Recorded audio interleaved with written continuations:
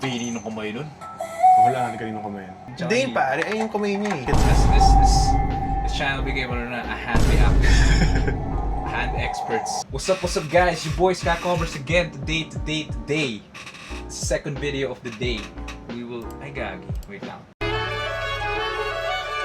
We will be reacting to the second 4th gen Queen group, which is gonna be NMIXX. Kaka-react lang namin sa Ace, so for now naman it's NMIXX. Yeah, NMIXX. Answer. For context, NMIXX is probably my 4th favorite group. Ikaw, Zach? 14th. Favorite group of all time? I'd rank them at 10. 10, Because I've been listening to lots of groups. Okay. Of course. Fair lang naman. NMIXX rin nag-release na rin ng pre-release nila, pero last week yung Crescendo, which was very nice. Sobrang love ko. Which makes me more excited to this comeback song nila, Heavy Serenade. Sino nga ba bias mo sa NMIXX, Zach? Sulyun, bro. Kyujin, rin ako Kyujin din. Lily Haewon. 3 minutes 30 seconds for a K-pop song is Rare. relatively long. Assuming it's not just the music video that's long, it's the song that's really Kasi yung sa famous. Swim, mahaba yung MV, tapos yung pala may credits na sobrang haba lang sa dulo eh. Editing in BTS, bro. That's bait. Oo.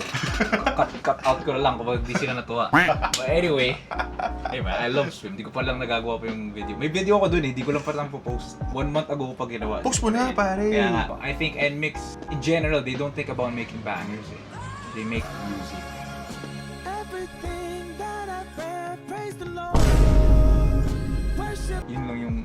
Yun yung feel ko. Parang sila yung classical music ng K-pop, bro. Play.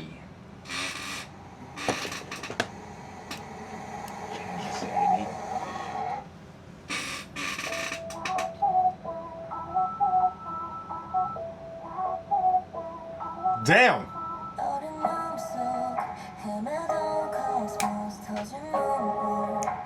Okay.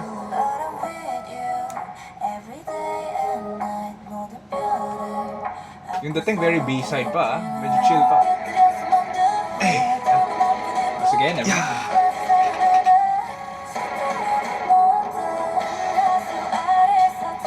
Fuck, I love NMIXX, bro. Yung NMIXX the 10th most. Wag! Tapan. Oh! Wait, that's not a member? No, I think that's Jiwoo.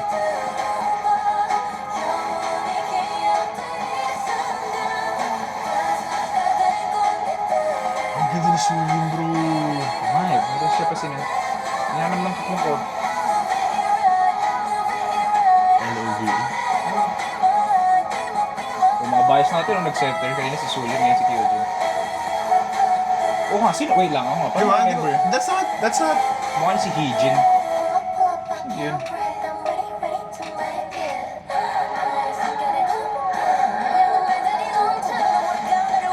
Ano nag-rock na si Jiwoo?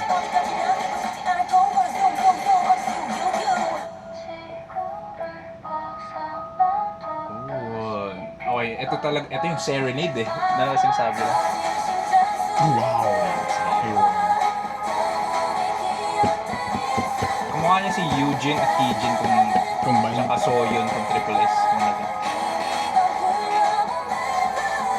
Diba AI rin pala yun eh. Wow.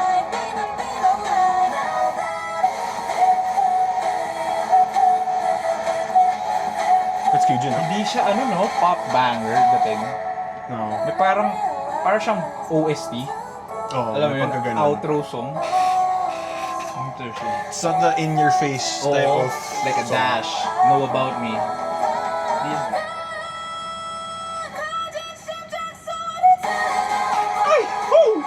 Oh, they talk your shit. That's the GOAT eh. The GOAT 4th gen vocalist.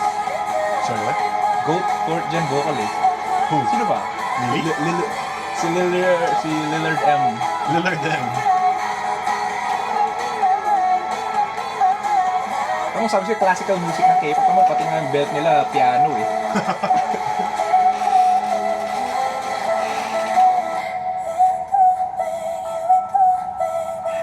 Yung breathy singing na bro.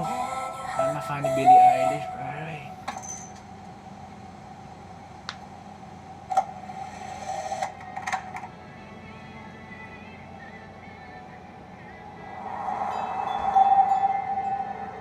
actress lang. Pero kung makikita, Yeah, kita it's mo an yung Eugene. Ano to, may story ba to? Probably, pero again, yung sinabi ko sa Ace pa, hindi ko na iniisip yung That's true. backstory talaga. At face value na lang. Right. Damn. Okay. Heavy Serenade. Nagets ko yung Serenade, not yung heavy, yung siguro heavy. Kaya Not that heavy. Oh, not that heavy. Pero kasi siguro if it's a ballad or it's a serenade nga, it's heavy. Alam mo yun, hindi siya bop eh. I don't say hindi nga siya banger, pero hindi siya, maganda yung song. It's a nice song. It's just not the loud type of Hindi siya parang pang comeback. Diba? Etong crescendo nga weirdly is yung mas parang tunog comeback eh. No, di ba napakinggan I mo? haven't listened to Crescendo. Yung crescendo, mas parang may moments of talaga yun eh. Parang pang music show and performance Is this the B-side, yung Crescendo? Oh, yun yung Crescendo. pre-release. Ito yung main. That's the pre-release. Ito yung comeback. Okay. Interesting nga kasi nung last era nga nila, yung Blue Valentine, it was Blue Valentine tsaka Spinnin' On It.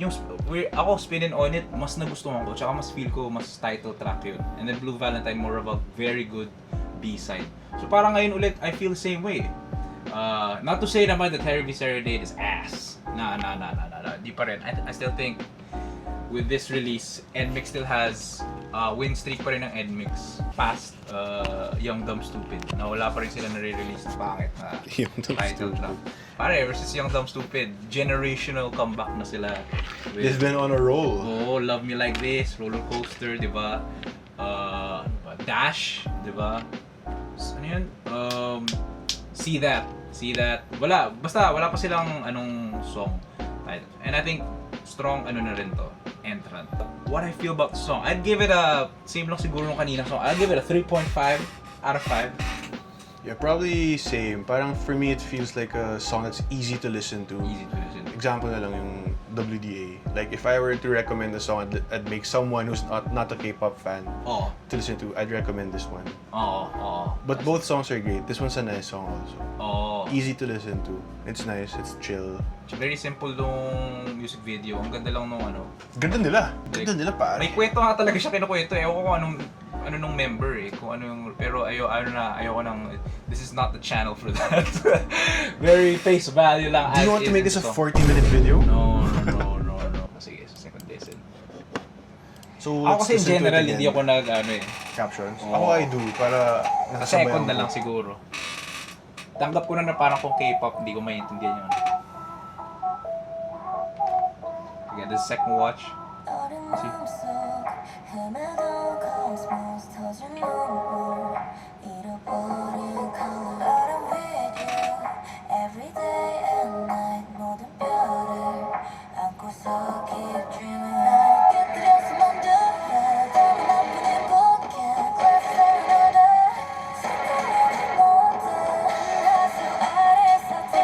Milky Way.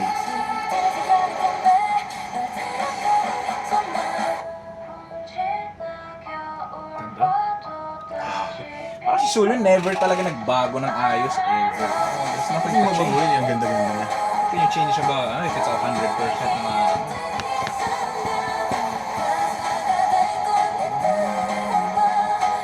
yeah, legit parang siyang, OST. OST that yun.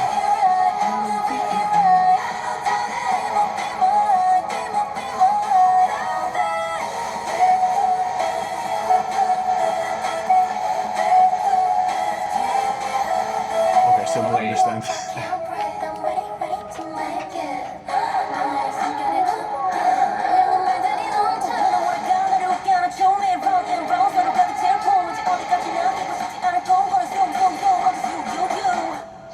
Gonna zoom on you.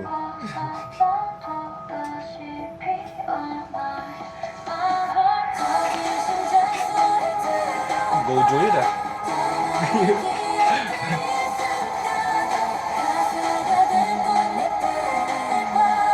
Grabe blue eye contacts on Haewon though. Lakas ng dating sa kanya.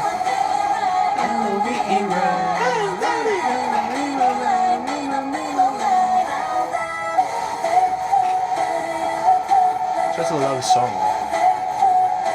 Yung background na yun reminds me of, ginamit na yun sa Black Hole. Parang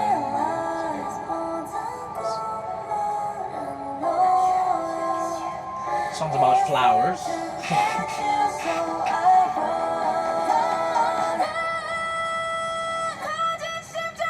Tinasan pa nyo.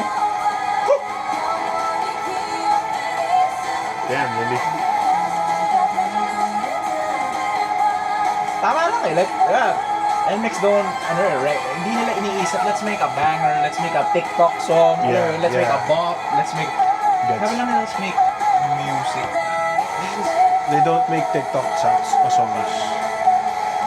Ito yung basket na hindi puro dribble. Ano lang to ethical hoops. Ethical hoops.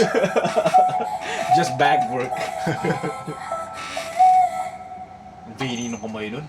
Kanino? Wala natin kaninong kamay. Si QG yung isa hindi kay QG. Hindi ko alala. Hindi ko alala kanino. Cassette tape. Probably Bay. I think it's Bay. Or yung actress. Yung kumuha ni Eugene. tsaka Hindi ni- pare, ayun yung kamay niya eh. Ayun yung kamay niya, it's not veiny. Kung soft mo sa. It's like a kid's This channel became a handy app. Hand experts.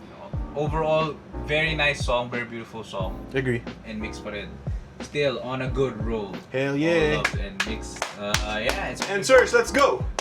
two of us represent 18% na lang lahat ng answers sa Pilipinas. 18%? How specific na lang. Kasi Ronnie Joe, wala masyadong NMIXX fans na sa Pilipinas. We can fill up 10% of the arena. Comment na lang down below, sino bias nyo rin sa NMIXX, diba? And if you like this song or if you like Crescendo better. Ako in general, if I'm being honest, I like Crescendo more talaga. Yung Crescendo, mas trip ko. Pero kayo, I will listen to Crescendo later. Alright, we'll see you again in the next video. Lots of ano pa kasi this month. Bye.